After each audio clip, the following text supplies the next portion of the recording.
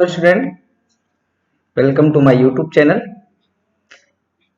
आज हम न्यूमेरिकल करने वाले हैं विद्युत सब स्टेशन पर कि विद्युत सब स्टेशन की डिजाइन किस तरह से हम लोग करेंगे।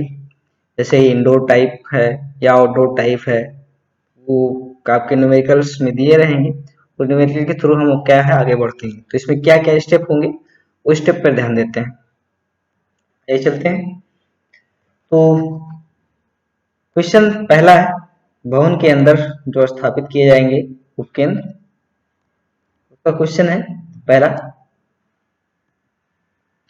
एक शहर को विद्युत शक्ति वितरण करने हेतु 11/0.4 केवी, 1000 केवीए, 50 हर्ट्ज का एक भवन के अंदर स्थापित विद्युत उपकेंद्र स्थापित करना है, जिसमें 250 केवीए के 4 निर्गत स्रोत दिए जाने हैं। उपकेंद्र हेतु आवश्यक सामग्री की सूची बनाइए तथा स्थापन लागत की गणना कीजिए। क्वेश्चन ध्यान से देख लीजिए।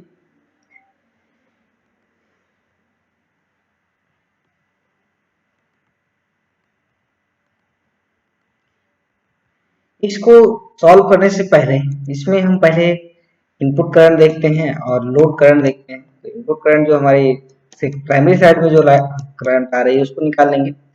तो पहली चीज हम एसटी साइड में विद्युत धारा निकालेंगे। फॉर्मूला होता है कि P/√3V। तो ये प्राइमरी का है करंट, तो हमने 1000 केवीए है, पावर कितना है 1000 केवी, वो निकाल लेंगे, रख लेंगे, यहाँ पे पुट कर देंगे। पुट करने के बाद देखिए हमारा प्राइमरी करंट कितना आ रहा है, 52.49 एम्पियर, यानी कि 11 केवी हमारा वोल्टेज है और करंट कितना आ रहा है 52.49 एम्पियर। सेकेंडरी साइड में चलते हैं। सेकेंडरी साइड का जो करंट है वो निकाल लेते हैं। सेकेंडरी साइड का जो करंट है वो लोड करंट कहलाती है। तो लोड करंट निकालने के लिए आप ध्यान देंगे केवीए दोनों का सेम रहेगा। हमने केवीए जो पावर रहेगा वही रहेगा, लेकिन वोल्टेज क्या होगा यहाँ पे देखिए कम हो जाता है। यहाँ से की अपेक्षा पहले 11,000 वोल्ट था, यहाँ पर कितना है सिर्फ 400 वोल्ट, यानी 11 केवी, यहाँ पर कितना होगा 0.4 केवी।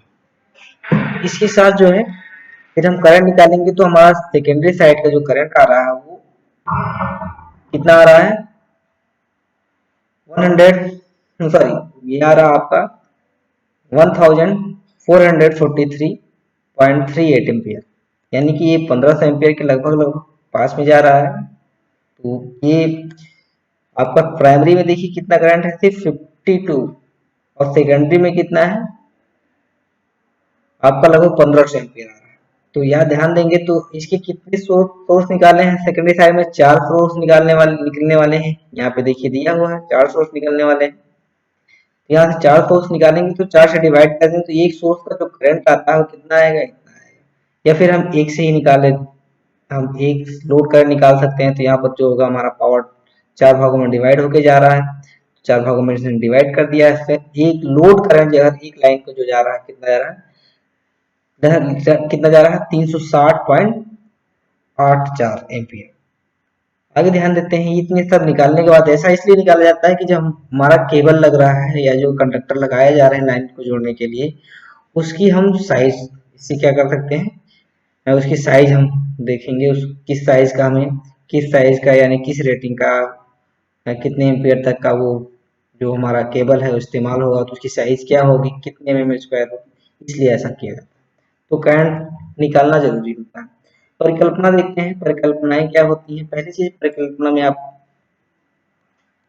सेम जैसे आप लोग पहले करते थे, जैसे हम लोगों ने सर्विसमैन कनेक्शन में किया था। सर्विसमैन कनेक्शन कुछ पूर्वानुमान किए जाते हैं, तो पूर्वानुमान में हमने मान रखा है केंद्र 11 केवी लाइन से 30 मीटर दूरी पर है, यानी कि जो घर में स्थापित किया, भवन के अंदर जो स्थापित किया जा रहा है उपकेंद्र, वो 11 केवी ओवरहेड लाइन जो पोल लगा हुआ है वहां से कितनी दूरी है 30 मीटर की दूरी पर है।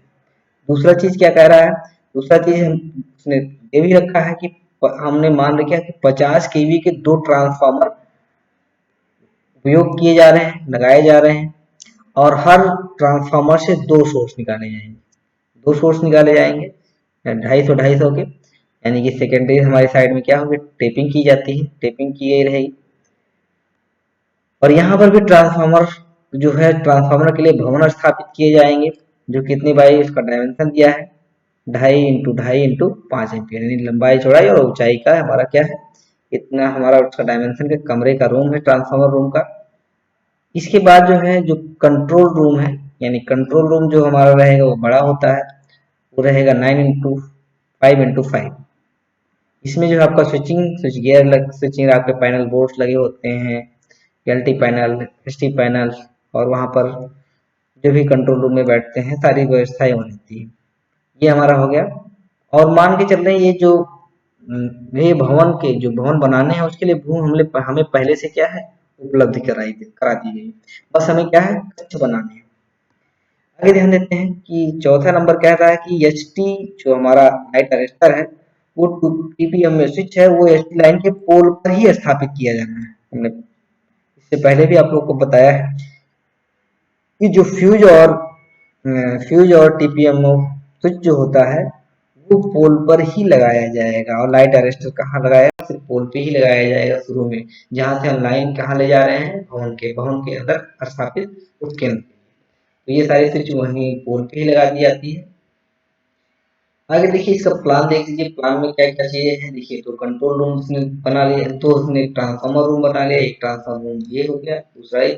और ये ट्रांसफार्मर रूम में हवादार खिड़की देखिए यहाँ पे लगी हुई है, ये लगी रहेगी, हवादार खिड़की हो गई। और ये डोर है जाने के लिए, यहाँ से डोर जाने के लिए, कक्ष में जाने के लिए, दोनों अलग सेपरेटेड रहेंगे ट्रांसफार्मर रूम। इसके बाद एक कंट्रोल रूम है, कंट्रोल रूम में पैनल बोर्ड लगे होते हैं, पैनल बोर्ड को हम लोग दिखा देंगे प्लान में। इसके बाद यहाँ खिड़की दिखा देंगे, यहाँ पर खिड़की दिखा दिया, यहाँ पर डोर है, मेन डोर। ये आपका पूरा पूरा जो है भवन की पूरा डायमेंशन हो जाता है, ये प्लान दे देंगे। इसके बाद जो इसका सिंगल लाइन डायग्राम दिखाएंगे, जिसमें लगता क्या है, कैसे लाइन को, ट्रांसफार्मर को कैसे लाइन आई हुई है वो देख लीजिए। तो इनकमिंग लाइन हमारे यहाँ से शुरू होती है, यहाँ से शुरू होगी, और इनकमिंग लाइन जो आएगी ये 11 केवी पोल है, यहाँ से सीधा लाइट अरेस्टर लगा हुआ है, लाइन अरेस्टर देखिए तुरंत लगा दिया गया है। इसके बाद आइसोलेटर लगा दिया गया है, आइसोलेटर जो यहाँ पर है टीपीएम स्विच टाइप है, ये कौन सा है, टीपीएम स्विच है, इसे आइसोलेटर कहें या टीपीएम स्विच कहें। तो ये हमारा आइसोलेटर का सिंबल है जो टीपीएम स्विच का काम कर रहा है, triple pole manually operated switch. ठीक है, तो ये हमारा क्या है, मैनुअली ऑपरेटेड स्विच की तरह काम कर रहा है। इसके बाद हमारा सीटी लगता है, सीटी करंट वहां का मेजर करेगा कितनी करंट आ रही है। ठीक है, सीटी लगते हैं, और उसके बाद सीटी जो लगाया गया सर्किट ब्रेकर को चलाने। ये पूरा जो अरेंजमेंट था टीपीएम स्विच का होता है, पूरा क्या है, टीपीएम स्विच लगा हुआ है पूरा का पूरा। इसके बाद जो है सीधा, इसके बाद वहां से कहां पर आएगा, बस बार से, बस बार पे आ गया, लाइन बस बार पे आ जाती है। बस बार से हम दो ट्रांसफार्मर है, दोनों ट्रांसफार्मर की अलग अलग लाइन जाएगी। तो ट्रांसफार्मर पर लाइन जाने के लिए वहां पर क्या लगेगा आपका, ये लाइट अरेस्टर लग गया है, क्योंकि लाइट अरेस्टर कहाँ पर लगता है, ट्रांसफार्मर के पहले ही लगता है, जहां जहां बड़ी मशीनें लगी होंगी ट्रांसफार्मर के पास लाइट अरेस्टर जरूर ही लगता है, क्योंकि अगर लाइन लाइट बिजली गिरती है तो इस ट्रांसफार्मर के पास पहुंच ना पाए, इससे पहले क्या हो, ग्राउंड हो जाए। ऐसा इसलिए किया जाता है कि इतनी महंगी महंगे जो ट्रांसफार्मर होते हैं, अगर उस पर लाइट गिर गई, जल गया, तो बहुत नुकसान हो जाता है। तो वहां पर जो भी बड़े बड़े ट्रांसफार्मर है, वहां पर ये लाइट अरेस्टर लगाना कंपल्सरी होता है। तो यहाँ लाइट अरेस्टर, यहाँ पर भी दो लाइनें, एक लाइन इधर आया हुआ है, तो ये हमारा, इसके बाद लाइट आइसोलेटर लगेगा, ये इसके बाद सीडी लगेगा, इसके बाद सीवी लगेगा। इसके बाद जो हमारा, ये हमारा ट्रांसफार्मर लग रहा है, और ये हमारा टीटी लग रहा है, फिर इसके बाद फिर सर्किट ब्रेकर लग रहा है। यानी सर्किट ब्रेकर पहले भी लगता है और बाद में, बाई चांस इधर की लाइन कटनी है तो यहाँ से हमने कट आउट कर दिया, कट आउट कर दिया तो उधर लाइन है और इधर की साइड लाइट नहीं है, या हम यहाँ के बाद इस इधर लाइन काटना चाहते हैं तो यहाँ से हमने कट आउट कर दिया, इधर से लाइट हमारी चली गई, और हमारा क्या है, और उधर लाइट हमारी बनी हुई है। तो ये सारी चीजें होती है। ट्रांसफार्मर से पहले भी अगर ट्रांसफार्मर को हमें मेंटेनेंस में रखना है, बाई चांस इसको हटाना है, तो इधर की भी लाइट हमें काटनी पड़ेगी, तो फिर इसको हटा दें, या हम इधर से लाइन को हटा के बस बार को, इस लाइन को हम हटा सकते हैं, और यहाँ पर लाइट हमारी आ रही है, इस लाइन को भी हम जब मेंटेनेंस में रखते हैं तो हम इसको इस वाले जो सर्किट ब्रेकर है इसको हम क्या करते हैं, ऑफ कर देते हैं। ये हो गया। सेम चीजें जैसे ही साइड में लगी हुई सेम दूसरे ट्रांसफार्मर की साइड में देखिए सब सारी चीजें लगी हुई है। इसके बाद फिर सीधा बस बार पे आएगा, इसका इंडिविजुअल बस बार है, इसका अपना इंडिविजुअल बस बार है, लेकिन दोनों बस बार को जोड़ने के लिए बस कपलर इस्तेमाल किया गया है। देखिए बस कपलर इस्तेमाल से इसमें सीटी लगा होता है और सर्किट ब्रेकर लगा होता है। ये दोनों अगर दोनों को अलग करना है तो ये हमारा सर्किट ब्रेकर यहाँ से क्या होगा, इस दोनों लाइन को अलग कर देगा, तो हमारा इसका अलग इंडिविजुअल बस बार हो गया, इसका अलग इंडिविजुअल बस बार हो गया। इसके बाद जो है जो बस बार हमने कहा कि 250 की कितने में 4 लाइनें निकाली गई, तो 4 लाइनें देखिए यहाँ पे निकली गई।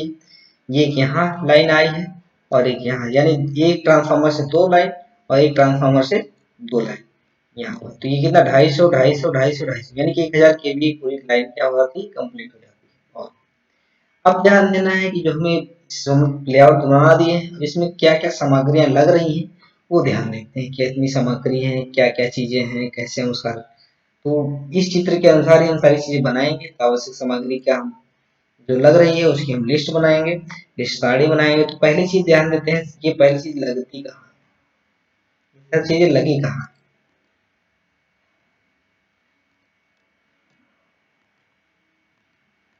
तो पहली चीज हमारा पोल होता है, जो 11 केवी का पोल आया हुआ है, पोल ओवर हेडलाइन, उस पोल को हम कंसिडर करते हैं। तो पोल जो है हमारा 10 मीटर पोल है, आरसीसी पोल है, वहां पर 2 पोल लगे होते हैं, क्योंकि हमें जो लास्ट पॉइंट पर होता है वहां पर यस टाइप का पोल लगाया जाता है। यस टाइप का हमारा क्या 2 पोल लगे हुए हैं। इसके बाद जो है वो मान का उसका वो एक पोल का दाम हमने ले रखा है 3000 से 6000 रुपए उसका हो जाएगा। इसके बाद आप मान पोल पे क्या है, क्रॉस आर्म भी लगे होते हैं, ब्रेसिंग क्लैंप सहित लगा हुआ है। तो वो हमारा कितना एक सेट लग रहा है, ठीक है, एक सेट लग रहा है, उसका हम 800 रुपये ले रहे हैं। इसके बाद जो है उसके उस इंसुलेटर उस जो है पोल पे पोल पर जो आकार में है उस पे हमारा पिन इंसुलेटर भी लगे रहेंगे, तीन पिन इंसुलेटर लगे हैं। ये देखिए 3 हमने ले रखा है। इसके बाद जो है डिस्क इंसुलेटर भी लगे होंगे क्लैंप सहित, 11 केवी के होंगे, 3 लगे होंगे, क्योंकि हमारा जो पोल होता है पोल के ऊपर जो है ये पोल है, पोल के ऊपर हमारा डिस्क इंसुलेटर लगा है। इसके बाद हमारा ये हमारा ये हमारा पिन इंसुलेटर है, ये हमारा डिस्क, यहाँ से क्या होती है लाइन जो होती है ऐसे इस पे आती है। तो ये हमारा यहाँ से होके फिर हमारे कहाँ पे जाएगी, यहाँ से फिर हमारे यहाँ से जो है आपका फिर लाइन जो है केबल के थ्रू क्या है प्लांट में आ रही है, यानी कि आपके घर में आ रहा है, आपके जो भवन के ट्रांसफार्मर तक की लाइन आ रही है। तो ये सारी चीजें हमें ध्यान देनी है। आगे ध्यान देते हैं,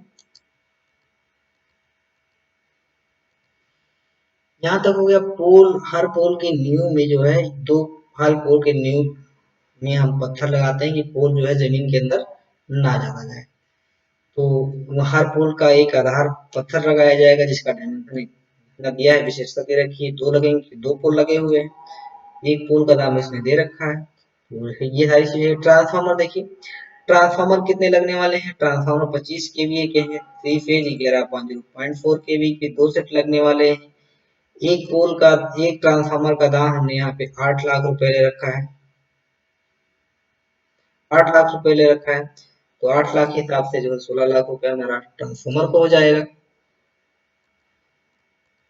इसके बाद जो है लाइट अरेस्टर लगा हुआ है ट्रांसफार्मर पर, देखिए तुरंत ट्रांसफार्मर लगा हुआ है, सॉरी लाइट अरेस्टर लगा हुआ है। बस बार के बाद बस बार भी आगे काउंट कर लेंगे।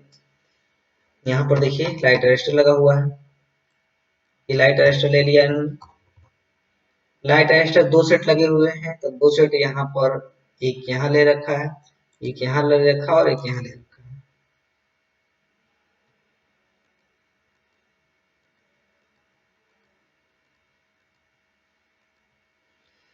दो सेट लाइट अरेस्टर ले रखी है यहाँ पे देखिए, यहाँ पे लाइट अरेस्टर हो गए 2 सेट, एक सेट का 4000 रुपए की हो गया। टीपीएमओ आइसोलेटर, टीपीएमओ आइसोलेटर जो है ये triple port manually operated isolator जो है ये यहाँ है, ये यहाँ है। 2 सेट यहाँ पर हो गया, 2 सेट देखिए यहाँ पर लगा दिया टीपीएमओ स्विच। और एचटी फ्यूज जो है, एचटी फ्यूज देखिए एच टी फ्यूज में हम यहाँ सर्किट ब्रेकर इस्तेमाल कर ले रखे हैं। क्या आया सर्किट ब्रेकर इस्तेमाल कर रखा है, आया सर्किट ब्रेकर इस्तेमाल कर लिया है इसमें। एस टी फ्यूज 60 एम्पेयर का एक सेट, यहाँ पर ये वाला जो बात की जा रही है एस टी फ्यूज यहाँ से बात की जा रही है, यहाँ पे लगे इसको मान लिया है एस टी फ्यूज हो गया। इसके बाद एचटी संयोजन सामग्री केबल जोड़ बॉक्स, ठीक है, कि वहां से इसके बाद उस पोल से हमारा क्या केबल आएगा, केबल के बाद क्या होगा, केबल कहाँ जाएगा, ट्रांसफार्मर के पास जाएगा। तो ये सारी चीजें हम केबल बॉक्स जोड़ पदार्थ सारी चीजें रहेंगी, ये हमने 5,000 रुपये ले रखा है। अब यहाँ S T cable sorry S T संयोजन सामग्री हो गई, जोड़ केबल बॉक्स बहुत सारी चीजें होती है, नट बोल्ट क्लैंप क्या क्या कहते हैं स्लीव, सारी चीजें होंगी वहां पे। यहाँ पे जो होगा एस टी केबल हम मान रहे हैं, वहां से हमने बताया था 30 मीटर दूरी पर, तो 30 मीटर दूरी पर है तो कितना लगभग 10% एक्स्ट्रा लिया जाएगा, 35 मीटर ले लिया। ये इसका डायमेंशन देखिए किया है, 3 कोर केबल है, पीवीसी है, एल्युमिनियम चालक है, 11 kV लाइन है। ये हमारा 300 रुपये पर मीटर के हिसाब से केबल रेट ले रखा है, इस हिसाब से 9,900 रुपये की हो गई। भवन सामग्री की जो बात की जा रही है, भवन सामग्री, भवन में दो भवन है जो कक्ष है, ट्रांसफार्मर कक्ष और ये हमारा कंट्रोल रूम है। इसका हम मान ले रहे हैं भवन बनाने में 1,00,000 रुपए लग रहा है, कितना लग रहा है, 1,00,000 रुपए भवन बनाने में लग गया। इसके बाद है एलटी ऑयल सर्किट ब्रेकर, सूचक माप यंत्र रिले, सारी चीजें हैं। एलटी जो हमारा ऑयल सर्किट ब्रेकर है, वहां पर ये देखते हैं कहाँ पे है, ये बात की जा रही है एलटी मतलब 11, एलटी मतलब है कि वो लो वोल्टेज इधर देखिए यहाँ पर और यहाँ पर दो जगह है, ट्रांसफार्मर के बाद तो दो लगेंगे, दो सेट है, दो सेट होंगे 800 एम्पियर के, ठीक है, 8 दो सेट ले रही है यहाँ पे, क्योंकि आधा 1,400 एम्पियर था लगभग, 1400-1500, तो साढ़े सात तो लोग कितना मान के चल रहा है हमारा 800 एम्पियर एक सेट में आ रहा है। सेकंड साइड दो सेट हो गए, इसका रेट जो हमारा 40,000 रुपया हो गया, 40,000 रुपये प्रति सॉरी 4,00,000 रुपये एक सेट का। उसमें आया सर्किट ब्रेकर रिले, ठीक है, मेजरिंग इंस्ट्रूमेंट सारी चीज सीटी पीटी सारी चीज लगी रहती है। आगे ध्यान दें सारे कनेक्शन वहां से होके आते हैं। एलटी स्विच बोर्ड, मापक, सूचक, रिले, स्ट्रिंग, तो ये जो हमारा है 500 वोल्ट का है, ये 400 एम्पियर का है। एक जो है ये एलटी वाला जो बात की जा रही है, ये इंडिविजुअल की बात की जा रही है। यहाँ पे पैनल बोर्ड लगे रहेंगे, ये पैनल बोर्ड की बात की जा रही है, दो सेट ये हो गए, तो 4 सेट होंगे, दो दो कितने होंगे, 4 सेट हो गए, तो 4 सेट ये होंगे, कितना ले रखा है 3,00,000 रुपए एक सेट का, तो 12,00,000 रुपए यहाँ से हो जाता है।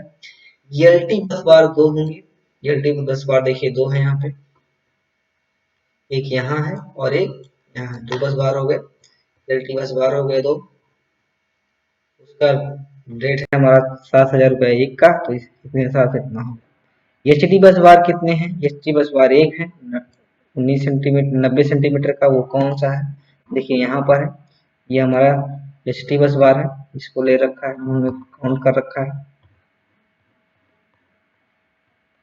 यहाँ हमने पाउंड कर 3,000 रुपये इसका ले लिया। अब ध्यान दें 3,000 रुपये इसलिए रखा है, इसके देखिए इसकी साइज जो है, इसकी साइज है कम है, इसकी अपेक्षा कम है, इसलिए इसको कम में रखा गया। ये 11 kV का है, ये हमारा 500 वोल्ट का है।